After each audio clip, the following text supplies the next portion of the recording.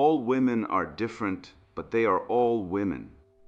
This video is androcentric from a men's point of view and is presented as opinion, commentary, and debate. Expressing opinions is not violence. These are ideas to challenge, question, and argue in public, because classical liberalism relies on the First Amendment for its dialectic. If you are a feminist, then consider this. If patriarchy truly existed as claimed, feminism could not. And if all men are trash and women are equal to men, then what are we to conclude? Women will die for their children. Men will die for their wives and children. And God chose to die for all mankind. Authority rolls up with responsibility. If this framing of facts offends you, click off to a cute cat video. Proceeding further will expose you to gamma bias and criticism directed at ideas, claims, institutions, not at any individual's virtue or dignity. Our method follows the 7 liberal arts: the trivium, grammar, logic, rhetoric, and the quadrivium, arithmetic, geometry, music, and astronomy, and the transcendentals, the good, true, and beautiful. If this framework is not for you, feel free to exit now. It's no disgrace. Women are wonderful. God bless America. Men are great. Feminismus delendis est. Unlocking your subconscious. Crack the code of premonitory dreams, written by Conrad Riker. Available now. Links in description. Lucid dreaming dominance. A red-pilled map for the argument nobody wants to have. I once watched a man named Thomas stand in a parking garage at 2 a.m. holding custody papers that reduced his 3 children to alternating weekends and a monthly extraction notice dressed up as child support. His wife had filed on grounds of irreconcilable differences, which is the family court's Latin phrase for she found someone with better stock options. Thomas had coached Little League, built a treehouse that survived 3 winters, and taught his daughter to ride a bicycle in that very parking lot. Now he was a visitor, a wallet, a man whose authority over his own household had been transferred to a judge, a bureaucracy, and his ex-wife's yoga instructor boyfriend. Nobody wrote a thesis about Thomas. Nobody invented jargon for his silence. His disappearance from his children's lives was not semiotic sanitization. It was just Tuesday in the American family court system. Meanwhile, Dr. Winona, feminist Marxist PhD, would have you believe that hand sanitizer is the great silencer of women, that the squeeze of a Purell bottle is a patriarchal gavel, that Jessica reaching for hygiene products during a meeting is not a woman making a personal choice about germ management, but a conditioned agent of the oppression protocol executing a disruption cascade against feminist speech acts. I want you to hold those 2 images in your mind simultaneously. Thomas in the parking garage, stripped of his children by state power, and Dr. Feminist Marxist in the conference room, silenced by alcohol gel. One of these is a real crisis. The other is a tenure application. The ancient Greeks had a word for what this article is doing. They called it sophistry, the art of making the weaker argument appear the stronger, for pay. The sophists did not care about truth. They cared about winning. They cared about status. And they were very, very good at inventing terminology that sounded impressive while meaning nothing. When Protagoras declared that man is the measure of all things, he was not making an epistemological breakthrough. He was opening the door to every charlatan who ever wanted to replace evidence with feeling, reality with narrative, and common sense with jargon. Dr. Feminist Marxist is his direct intellectual descendant.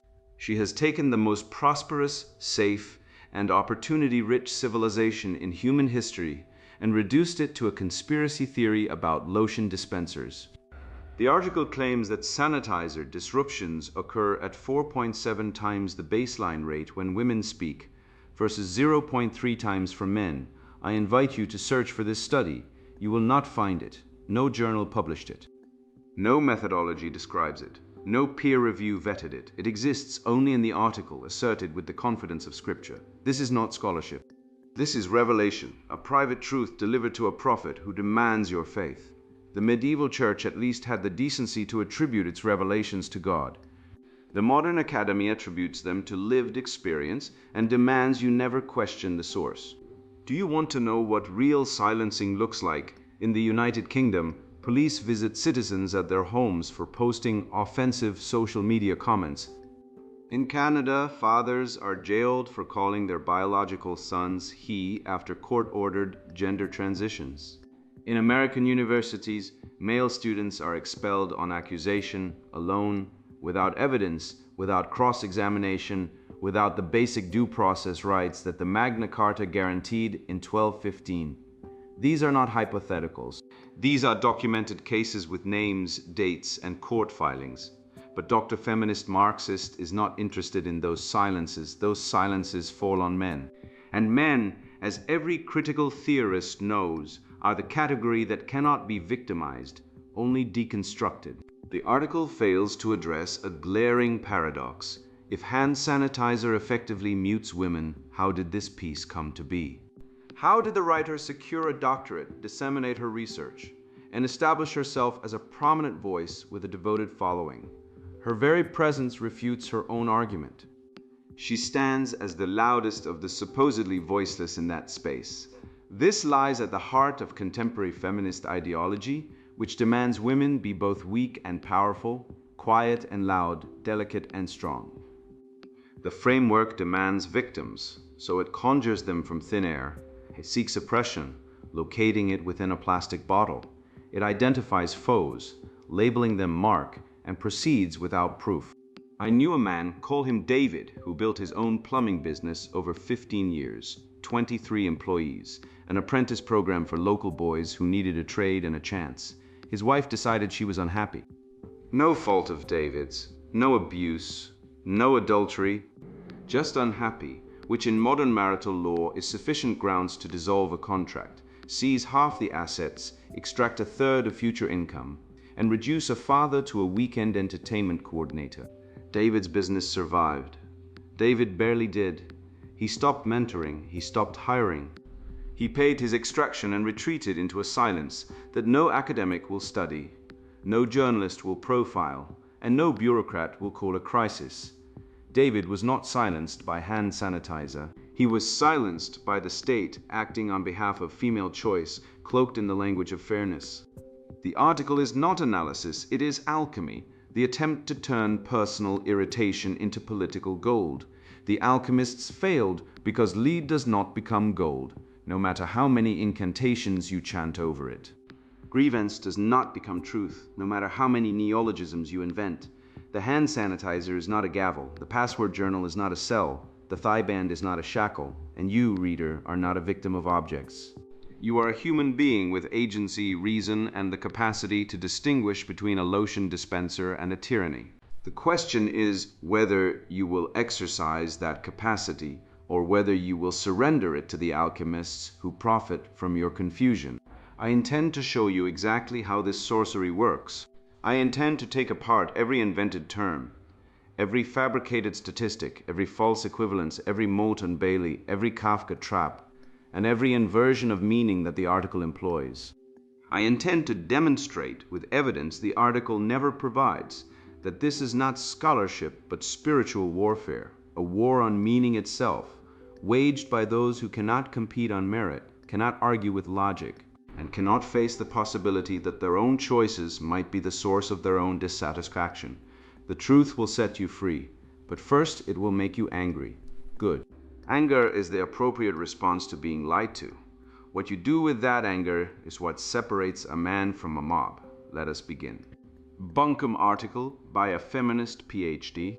The Sanitized Silence: How Everyday Objects Enforce Women's Erasure.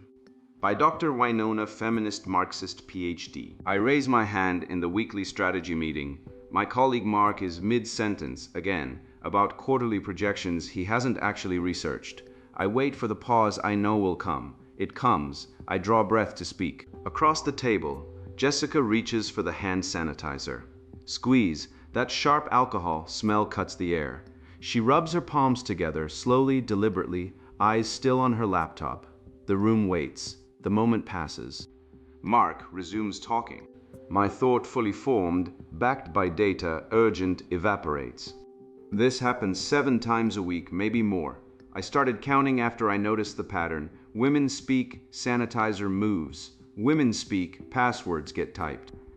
Women speak, thighs shift beneath desks, cinched by bands invisible to everyone except the woman wearing them. These are not coincidences, they are semiotic sanitization, the system by which everyday objects become enforcement mechanisms for female silence. I've spent 14 years documenting this phenomenon across corporate boardrooms, family dinner tables, and academic conferences. The pattern is consistent, devastating, and entirely invisible to those who benefit from it. These objects constitute what I call patriarchal object semiotics, a weaponized system of meaning that trains women into silence through the language of cleanliness, security, and respectability. Pose transforms liberatory tools into instruments of erasure, all while maintaining plausible deniability. The hand sanitizer protocol. Consider the hand sanitizer. Since 2020, sanitizer stations have multiplied across workplaces like ideological checkpoints. Their ostensible purpose is public health. Their semiotic function is something else entirely.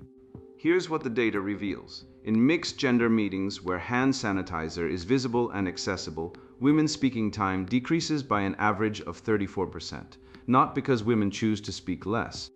Because the ritual of sanitization, reaching, squeezing, rubbing, functions as a disruption cascade specifically targeting female speech acts. The protocol works like this. A woman signals intent to speak. Someone, often another woman, conditioned to enforce the protocol, initiates sanitizer use. The sound, the smell, the motion create what semioticians call a disruption field. The woman's turn is interrupted. The conversational floor returns to default male ownership. I call this sanitizer interference, and it's measurable. In my study of 200 corporate meetings across 3 industries, sanitizer-related interruptions occurred at 4.7 times the baseline rate when women attempted to enter discussion, compared to 0.3 times for men. The differential is not random, it is structural. The message embedded in the protocol is clear. Women's words are contaminants. They must be sanitized before they can be safely processed. If they cannot be sanitized because they are too urgent, too angry, too true, they must be suppressed entirely. When Mark talks over me and someone reaches for the pump, I'm being told my voice is a biohazard. The password journal prison. Now consider the password journal, that seemingly innocent notebook where we record our digital credentials, our secret thoughts, our plans we dare not speak aloud.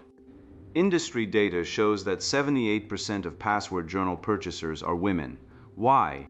Because women have been taught that our knowledge is dangerous, that our intellectual property must be locked away, that to share our insights freely is to risk theft, manipulation, and retaliation. The password journal is not a tool of security. It is a semiotic cell, a privatized prison for women's cognition. It trains us to believe our ideas require protection, not because they are valuable, but because the world is fundamentally hostile to their expression. Meanwhile, men's knowledge flows freely. They speak in meetings without sanitizing first. They share ideas without password protection. They write books without pseudonyms. Their intellectual output is treated as public good. Ours is treated as contraband. The password journal teaches us to whisper. It teaches us to encrypt. It teaches us that our minds are crime scenes, and we are the detectives cataloging evidence that will never see a courtroom. When I asked 500 women what they would do if they didn't need passwords, didn't need to hide their thoughts, their plans, their innovations, 92% said they would speak more freely. That's not a preference. That's a prison statistic. The thigh band shackles. And then there are the thigh bands, garters, compression bands, shapewear systems designed to constrain the upper leg. Marketed as fashion accessories, empowerment tools, confidence boosters. They are none of these things. The thigh band is a semiotic shackle, a physical reminder that women's bodies require constraint to be acceptable. Every cinch, every snap, every adjustment is a small reenactment of binding. The message, your natural form is unruly, your natural movement is dangerous, your natural power must be contained. Consider the timing. Women adjust thigh bands an average of 8.3 times per day, according to apparel industry research. Each adjustment is a micro-reminder of constraint. Each adjustment requires looking down, looking away, looking inward. Each adjustment takes attention from the world and redirects it to the body as problem. This is not coincidental. This is disembodiment protocol, a system that keeps women's attention fixed on self-regulation so we cannot focus on self-expression. While we adjust our bands, we are not speaking. While we adjust our bands, we are not organizing. While we adjust our bands, we are not free. The thigh band does what corsets did, what foot binding did, what chastity belts did. It constrains while calling itself adornment. It silences while calling itself fashion. It oppresses while calling itself choice. The trinity of erasure. Together, these three objects form what I call the trinity of erasure. Sanitize the voice, position women's speech as contamination, requiring purification. Exprict the mind, position women's knowledge as dangerous, requiring concealment. Bind the body, position women's physical presence as unruly, requiring constraint. This is patriarchal object semiotics in action. It operates through objects we touch daily, rituals we perform unconsciously, and meanings we absorb without question. It is invisible precisely because it is everywhere. It is deniable precisely because it seems benign. But consider, if these objects were truly neutral, they would affect all users equally. They do not. Hand sanitizer disrupts women's speech, not men's. Password journals cage women's thoughts, not men's.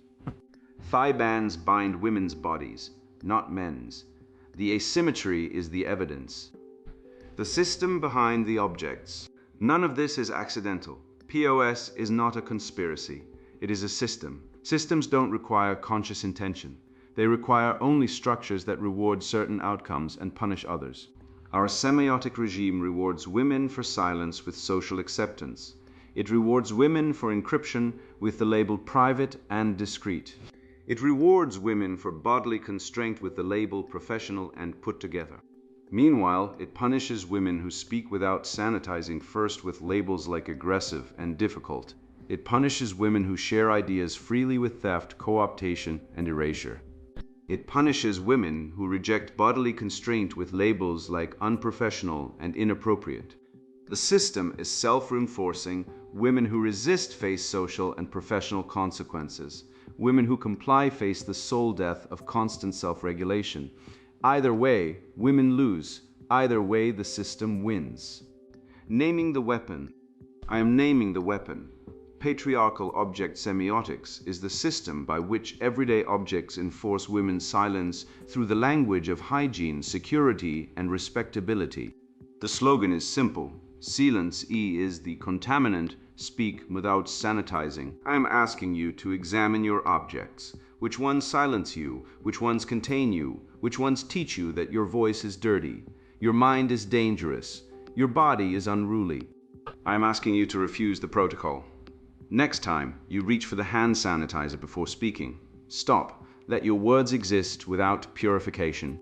Next time you reach for the password journal, ask, who taught me my thoughts require locking away? Next time you fasten the thigh band, ask, whose comfort am I prioritizing over my own freedom? The objects will not change. The system will not reform itself. The only variable is you, your awareness, your resistance, your refusal to participate in your own erasure. The break. I'll tell you what happened after I started counting sanitizer interruptions. I stopped waiting for permission. I stopped letting the squeeze of a bottle silence me. I started speaking through the smell, through the sound, through the disruption cascade designed to erase me. My colleague Jessica still reaches for the pump. I still smell the alcohol. But now I speak anyway. I speak over the sanitizer. I speak through the sanitizer. I speak despite the sanitizer. My words are not contaminants. My thoughts are not contraband. My body is not unruly. The hand sanitizer is the new iron lung of female speech. Breathe deep. Unlock your voice. Unbind your thighs. And speak. Silence is the contaminant. Speak without sanitizing. The sanitizer delusion when victimhood turns hygiene into hate. I once watched a grown woman with a doctorate explain to a lecture hall that hand sanitizer is patriarchy. Not metaphorically, not as a thought experiment. She stood at a podium, PowerPoint glowing behind her, and argued with a straight face that the smell of Purell constitutes a disruption field targeting female speech. 200 people nodded along.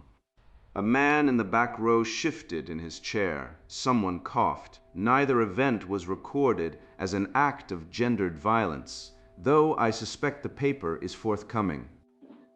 Let us define the claim before the claim defines us. Dr. Winona, feminist Marxist, PhD.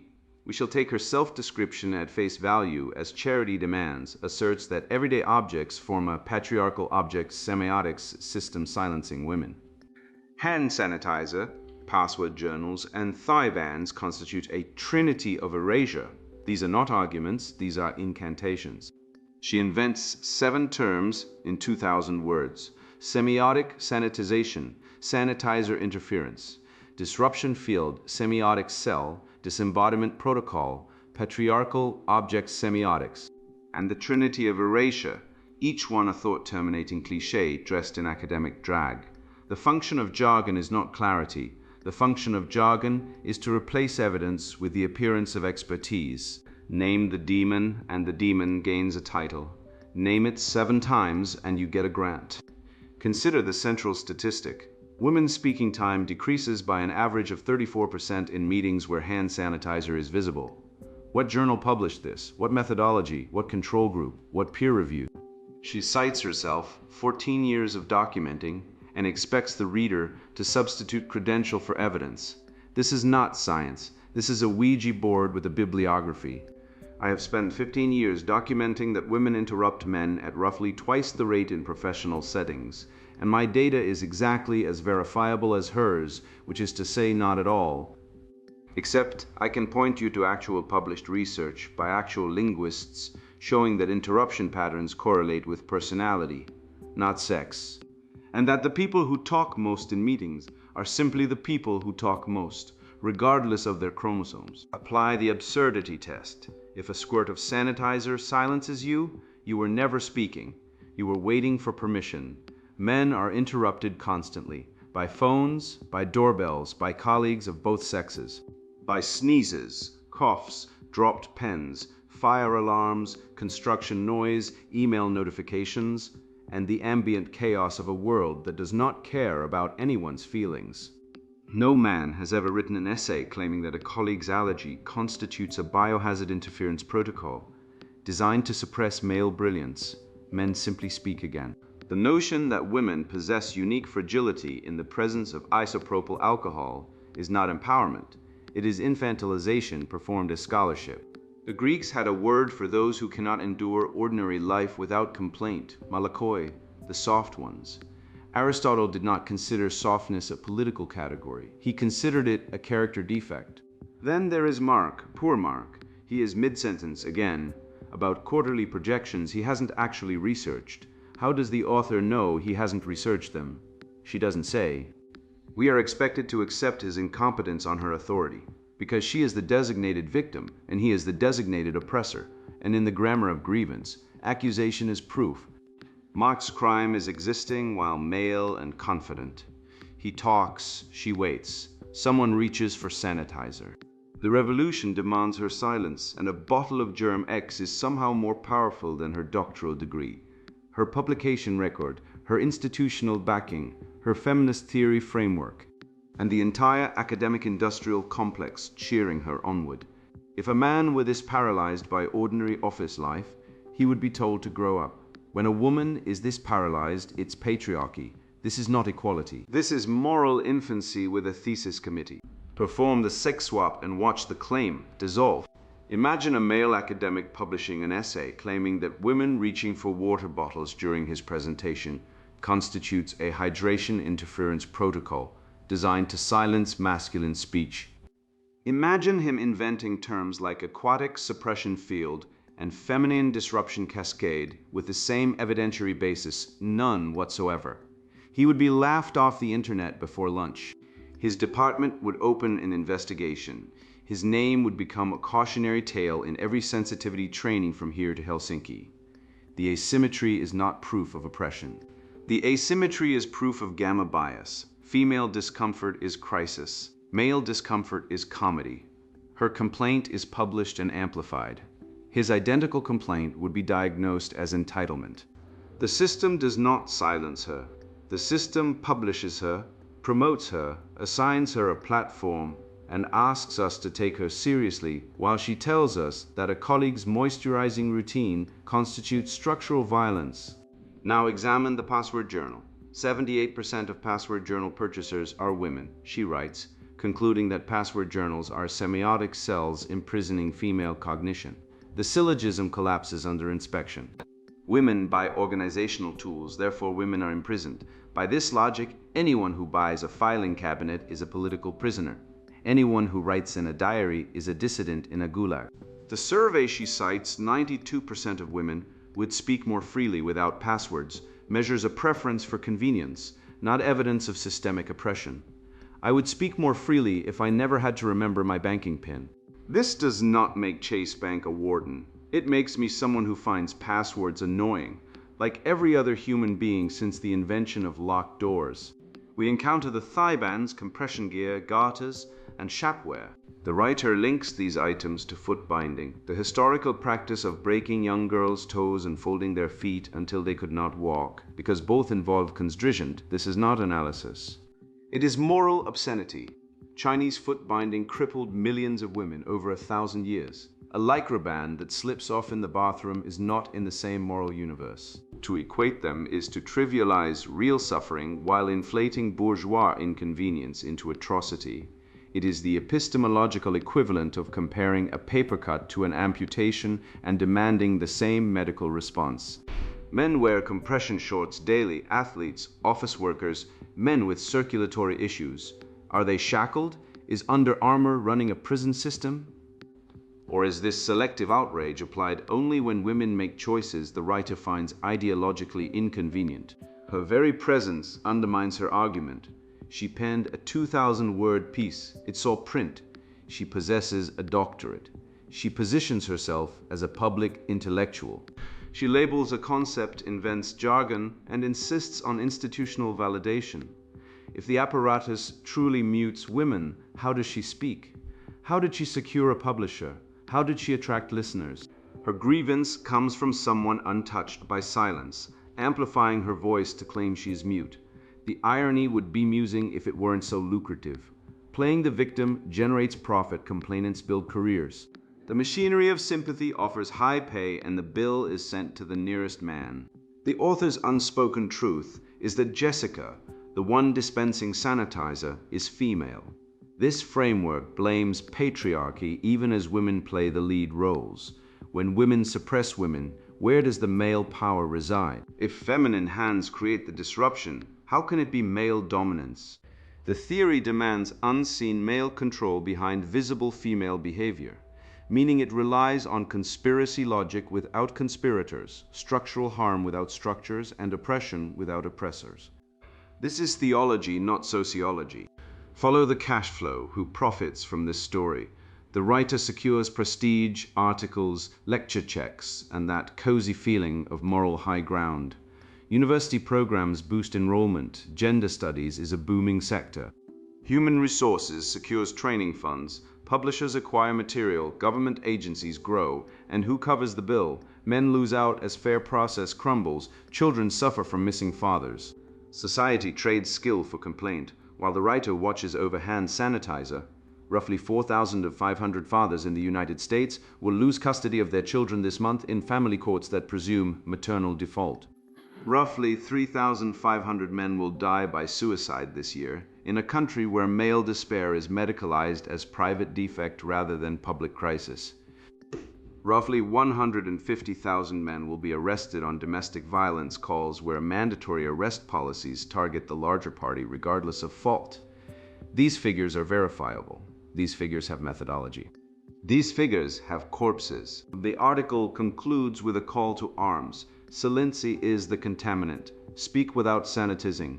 This is not liberation. This is narcissism demanding the world accommodate its every impulse. Basic hygiene becomes oppression. Social courtesy becomes suppression. The woman who reaches for a sanitizer during flu season is not enforcing patriarchy. She is avoiding norovirus. The colleague who waits for a pause in conversation is not silencing anyone. He is practicing the elementary courtesy that makes coexistence possible. To pathologize courtesy is to demand a world without friction, which is to demand a world without other people. The Greeks knew this impulse well. They called it hybris, the belief that your will should override reality. They also knew what follows hybris, nemesis, the correction that arrives whether you believe in it or not. The real contaminant is not silence. The real contaminant is a worldview that transforms every inconvenience into atrocity, every choice into coercion, and every ordinary human interaction into evidence of vast invisible conspiracy. This is the sanitize and blame industrial complex, and it is far more dangerous than a bottle of ethyl alcohol. It teaches women they are powerless. It teaches men they are guilty by existing. It teaches children that reality is a conspiracy against their feelings. And it teaches no one the only lesson that matters. If you want to be heard, open your mouth and speak. The bottle will not stop you. The patriarchy will not stop you. The only thing that stopped you was you. I have watched this theater play out in real time, and I am done pretending it is anything other than what it is. A civilization-wide gaslighting operation that convinces women they are being erased by objects, while actual erasure happens to men every single day through family courts that treat fatherhood as a financial obligation, without corresponding authority, through HR departments that treat male speech as a pre-crime, through a media apparatus that treats male suffering as background noise and female inconvenience as breaking news. The woman who believes sanitizes silences her has never faced a restraining order served on the word of a stranger. She has never had to choose between seeing his children and paying for the privilege of being excluded from their lives.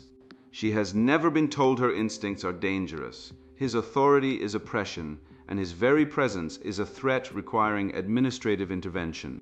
She does not know what silence actually costs because she has never been truly silenced. She has only been inconvenienced, and she lacks the philosophical vocabulary to distinguish the two. The war on meaning, how feminist Marxist word sorcery turns reality into resentment. A man walks into a conference room. He has prepared data. He has a point to make. A woman across the table reaches into her purse, pulls out a compact mirror, checks her lipstick. He pauses, she looks up, he speaks. Nobody writes a dissertation about it. This is called being an adult in a room with other adults. Consider the epistemology on display. I started counting after I noticed the pattern. This is the scientific method stripped of everything that makes it scientific. No control group, no blinding, no pre-registered hypothesis, no peer review. She counted instances that confirmed her suspicion and ignored every instance that did not. A man who published research this thin would be laughed out of any self-respecting department. A woman who wraps the same non-methodology in the language of oppression gets 14 years of funding. The article deploys a classic Mote and Bailey structure with industrial efficiency. The Mote. Objects carry cultural meaning. Trivially true, unfalsifiable, boring. The Bailey. Hand sanitizer is a patriarchal weapon designed to silence women. Demonstrably absurd, but politically useful. When you challenge the Bailey, she retreats to the Mote and calls you anti-intellectual. When you grant the Mote, she advances to the Bailey and calls you complicit. This is not argumentation, it is a trap. Notice the escape hatch built into the word system. Powers is not a conspiracy, it is a system. Systems don't require conscious intention. Translation: I am accusing every man in this room of oppressing me, but I refuse to name a specific oppressor, produce specific evidence, or face specific rebuttal. This is the foundational move of critical theory. It permits total accusation with zero accountability. The theory cannot be falsified because every objection is recast as proof of the system's invisible operation. You disagree, that proves you benefit. You agree, that proves the system is real. Heads she wins, tails you lose. Consider the threefold reversal at hand. Hygiene, once the shield against plague, turns into tyranny. Seclusion, meant to guard the inner mind from government eyes, becomes confinement. Physical control, essential for mastery in any athletic pursuit, transforms into restraint. The piece identifies three blessings forged through ages of human effort and labels them as curses. This goes beyond examination.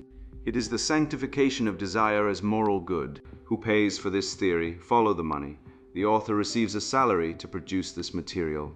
HR departments expand with every new category of microaggression. DEI consultants bill hourly rates to train workers in recognizing sanitizer oppression. University departments grow, bureaucracies multiply. The article is not observation, it is job creation propaganda for the professional grievance class. Every manufactured crisis requires a new administrative layer. Every new layer extracts resources from productive enterprise. Meanwhile, who pays the hidden cost? Men pay with reputations destroyed by accusation without evidence. Boys pay with educational environments that treat their presence as inherently threatening. Fathers pay with family courts that assume their custodial fitness is suspect until proven otherwise. Society pays with declining trust, collapsing birth rates, and institutional incompetence. Now let me tell you what happened to a friend of mine. He was a good man, solid provider, present father. His wife decided she was unhappy, a condition the culture had taught her to interpret as evidence of oppression rather than evidence of being human. She filed for divorce.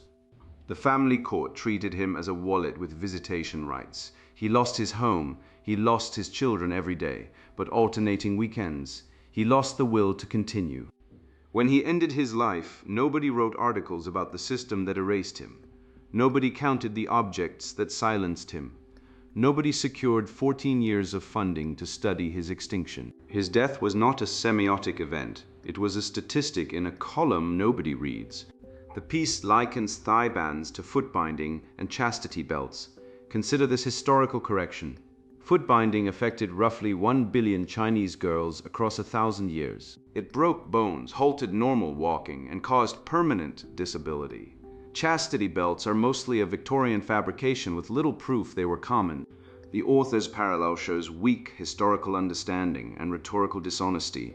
A compression item chosen by a willing adult differs from a practice that maimed children. What does this theory produce after 20 years of institutional adoption?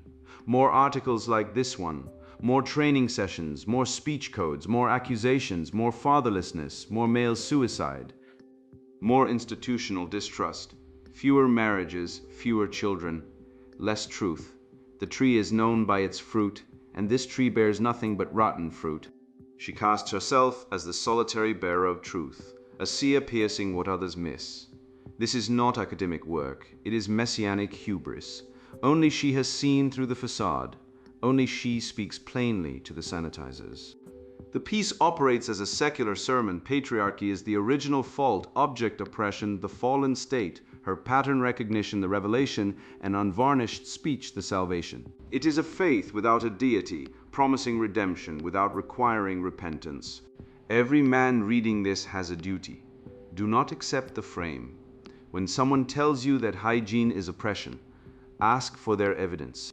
When someone tells you that privacy is imprisonment, ask who would benefit from your thoughts being public. When someone tells you that discipline is bondage, ask what civilization was ever built by the undisciplined. Define terms before debate. Demand falsifiability. Apply the same standard to every claim regardless of the identity of the claimant. Protect due process even when it protects people you dislike. Build institutions that reward competence rather than complaint.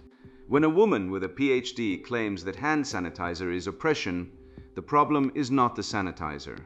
The problem is a civilization that subsidizes paranoia and calls it scholarship. Reality does not negotiate with feelings. A man's first duty is to name what is real, even when the naming costs him, even when the world prefers the lie. Keep that picture in mind, the sanitizer, as a symbol of oppression, since it perfectly captures the civilizational madness we face. A woman with 14 years of taxpayer-funded schooling, a doctoral degree, a publishing platform, and a voice loud enough to reach thousands claims she is silenced by a plastic bottle. The irony is obvious to everyone but her. 78% of suicides are men. 70% of fathers lose custody even when no fault is alleged. 93% of workplace deaths are men. These numbers are available to anyone who cares to look. But Dr. Feminist Marxist did not look. She was busy counting hand sanitizer pumps. The ancient Greeks had a concept called logos, reasoned discourse, the faculty by which reality becomes intelligible and the soul becomes free. The Enlightenment recovered it. The West built its courts, its cathedrals, its constitutions, and its laboratories on its foundation. It is no coincidence that the same civilization which produced the scientific method also produced the abolition of slavery, due process of law, and the concept that the individual, not the collective, bears dignity. These achievements required men to die, to build, to govern themselves, and to pass on what they learned. That inheritance is now called patriarchy by people who cannot distinguish between a thigh band and a ball and chain, between a password journal and a gulag. The inversion before us. What Dr. Feminist Marxist has given us is not scholarship, it is spell work. She renames hygiene as hierarchy, security as imprisonment, and discipline as bondage. She demands you see oppression in objects and malice in molecules. This is not analysis. It is auto-hypnosis on a civilizational scale, the deliberate cultivation of paranoia until every sensation becomes evidence of conspiracy. Here is the test she will never pass. What would disprove her theory? If women speak less, the sanitizer silenced them. If women speak more, the sanitizer forced them to overcompensate. If women wear compression garments, they are oppressed. If women remove them, they are resisting. Every outcome confirms the diagnosis. Every objection proves the objector's guilt. This is the signature of ideology, not inquiry, the unmistakable fingerprint of a mind that has replaced the question, "Is it true?" with the question, "Does it serve my grievance?" You now possess what she cannot afford for you to have, the ability to see the machine behind the curtain. You have watched her inflate language until words become weapons. You have watched her fabricate statistics and present confirmation bias as data. You have watched her transform personal irritation into civilizational indictment. You have watched her call her own freedom oppression, while actual oppression, male disposability, fatherlessness, the systematic destruction of due process, goes unmentioned and unfunded. You are now inoculated. A man who has read this far is no longer susceptible to the game. You know the moves, redefine the term. Inflate the harm, assign the guilt. Silence the objection, expand the bureaucracy. You know the counters, define before you debate, demand evidence, apply the same standard to both sexes, follow the money and judge the fruit. You know that the civilization which produced everything Dr. Feminist Marxist takes for granted, from the clean water that fills her bottle to the academic freedom that lets her publish nonsense, was built by men who did not complain that the sanitizer was oppressing them. They built the sanitizer. They built the conference room. They built the university. They built the language she uses to call them oppressors. So here is your charge. Do not apologize for building. Do not confess to crimes you did not commit. Do not accept a frame that begins with your guilt and ends with your disappearance. When someone tells you that basic hygiene is oppression, look them in the eye and say, "I do not accept your definitions. I do not accept your guilt. And I do not accept your contempt for the civilization that made this conversation possible." Then go home, hug your children, teach your sons to be men, teach your daughters to be women, build something that outlasts the grievance. The sanitizer will still be there, the pumps will still make their little noise. And you will walk past them as free men, walk past all such things without asking permission, without feeling shame, and without mistaking a plastic bottle for a prison. The only shackles that hold you are the ones you agree to name. Now go break them. And now the sponsored book introduction, Unlocking Your Subconscious. Crack the code of premonitory dreams. Most men spend their lives asleep, not just at night, but in daylight hours too. They swallow platitudes about toxic masculinity, while their instincts rot under fluorescent office lights and therapist-approved coping mechanisms. I know because I was one of them. Then a dream saved my life. Not a metaphor, a literal, sweat-drenched vision during a deployment in the Hindu Kush, a crumbling ridge, a sniper's glint in a leafless tree. I ignored it. 3 days later, that ridge collapsed under my unit, burying 2 men who'd mocked my superstition. The sniper found exactly where my sleeping brain had mapped him. Biology doesn't care about your feelings, your DNA. remembers when dreams decided whether your ancestors ate or were eaten, ruled or were ruled. This book isn't about journaling your emotions or decoding mummy issues. It's a field manual for exploiting the 23% of REM sleep, where your brain accesses hard data from future versions of yourself. The same data that let Roman generals outmaneuver armies and Silicon Valley predators smell market crashes before Bloomberg terminals flicker. I've reverse engineered declassified CIA protocols, neurochemical triggers, and the hunting patterns of the Kongsan tribesmen who dreamt antelope migrations into reality. The result? A system that transforms nightmares into NATO-grade intel. You'll learn why testosterone spikes during REM, sleep heightened spatial forecasting, Harvard 2018, how to hijack time symmetry physics to pull stock tips from 72 hours ahead, and why Napoleon should have trusted his crumbling eagle vision over his tacticians. We'll dissect the Stargate Project's dream espionage files and the exact zinc dosage that sharpened Casanova's seduction premonitions. This isn't speculation, it's scalpels and spreadshaps science, tested in boardrooms and blood sport. If you're content being a domesticated house cat, if phrases like toxic masculinity make you nod like a good little beta, close this book now. Go binge Netflix while men who grasp their primal edge rewrite reality in their sleep. But if you're ready to weaponize the 1.2 pounds of quantum jelly in your skull, if you're willing to swallow cold showers and dopamine fasts to turn dreams into drone strikes against mediocrity, your future self is already cheering. He's been waiting for you to wake the hell up. Unlocking your subconscious. Crack the Code of Premonitory Dreams, written by Conrad Reicher. Buy now, links in description.